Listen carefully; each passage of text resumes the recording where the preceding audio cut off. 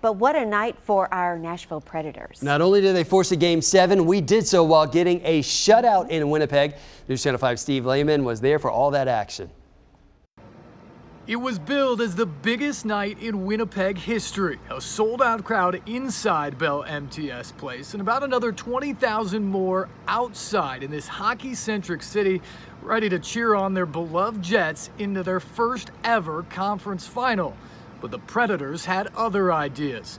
Victor Arvidsson redirected a Roman Josi shot for a goal just over a minute into the game. Pekka Rinne bounced back, stopping all 34 shots he faced in a 4-0 shutout win that spoiled the party in the Peg.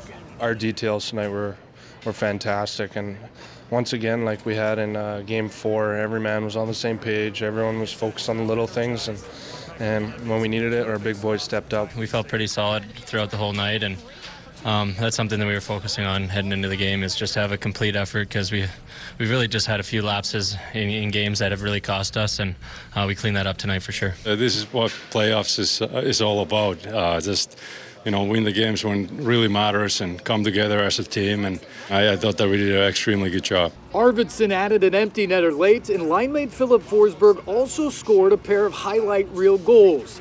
The first one was perhaps the biggest goal of the Preds' playoff run, as he blocked a shot, raced to the bench for a new stick, and then fought off a defender as he pounded it home. At the end of the day, you need difference makers, and you need guys that can go out there and can do things that Phil can do, and man, he delivered tonight. Pretty special is right. I'm not sure how he pulls this out of his hat every game, but sure like watching it. He's a special talent. He's a lot of fun to play with, and you never know what he's going to do out there. And we're going to continue to need him making big plays for our group. So the Predators stave off elimination and force a decisive Game 7, the first such game in Bridgestone Arena history, Thursday night. In Winnipeg, Manitoba, Steve Lehman, News Channel 5 Sports. Breaking overnight, a man is arrested after nearly crashing into this home in Hermitage. This happened just after midnight on Terry Lane. A neighbor told police the driver was doing burnouts on the road when he went straight for this duplex. No one was hurt, thank goodness, and officers say they found alcohol inside that vehicle. It is a solemn reminder as the weather gets warmer that you have to be careful when you're out on the water. And this morning, officials have identified a victim in a deadly boating accident. It happened right there on Old Hickory Lake. And News Channel 5's Dan Kennedy is there. He's live this morning with the latest. And good morning to you both. We can tell you that victim was on a Sea-Doo when it collided with a bass boat yesterday. That Sea-Doo very similar to the one that's docked here at the Bluegrass Marina in Hendersonville. He was wearing a life jacket, but unfortunately his injuries were just too critical to overcome. This morning he's been identified as 58-year-old Christopher Landroth on board that Sea-Doo.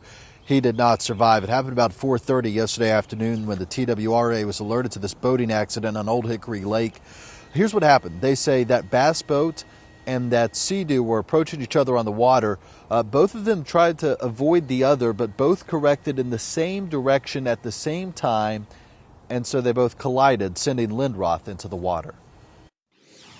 The operator of the bass boat immediately recovered the victim, pulled him aboard, immediately started CPR. There was an individual that was out in the cove at the same time. He heard the impact and didn't see the accident, came over and immediately tried to render first aid to him and help with the CPR process.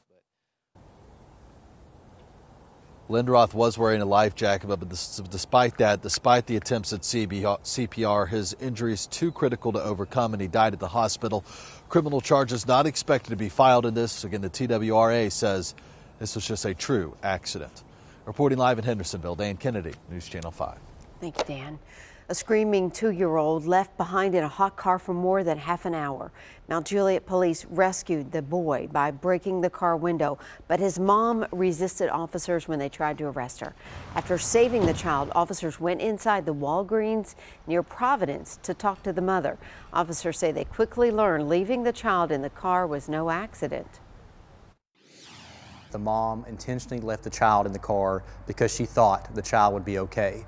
Of course, that's not the case here. A child is never okay left unattended in a vehicle, especially on a hot day. Today, I think the high was 83 degrees when we responded out there. With temperatures rising, police say if you see a child in a hot car with no parents around, call police and break the window yourself. Tennessee law protects people who do just that.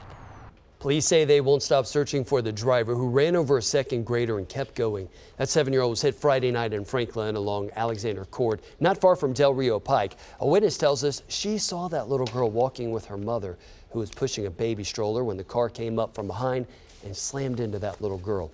Now, according to a GoFundMe page, she suffered a concussion along with some cuts and bruises. Now, take a look at this. This is the type of car police are looking for this morning. It's an older model 4-door dark green car that may have front end damage. A $1,000 reward is offered in this case. James Shaw Jr., you know that name, saved countless lives after wrestling a gun away from the Waffle House shooter. Now he's raised nearly $250,000 for the victims. 29-year-old Shaw began raising money just hours after the April 22nd shooting. We just checked, and Shaw has raised more than $227,000. He says the fund will be closed on May 13th, and the Nashville office of financial services firm UBS will distribute the money to the families of the victims. 4 people were killed in the attack. Shaw and 3 others were hurt.